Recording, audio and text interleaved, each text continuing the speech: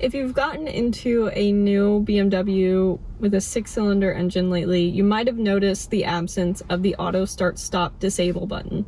The reasoning behind this is that BMW has implemented a 48-volt mild hybrid system into these motors to ensure more efficiency, more power, and to abide by regulations. This feature's benefits include improved performance by turbofill technology, which helps bridge some gaps where the performance may be lacking in the vehicle, as well as e-boost, which actually provides a 10 horsepower bump under hard acceleration and can be used with cars equipped with launch control. If you still prefer this feature to be turned off and to have your engine running all the time, all you need to do is put the car in sport drive. Just put your car in drive and bump the shifter over. The 48-volt mild hybrid system is meant to make sure that the engine turning off and on does not disrupt you as much as possible.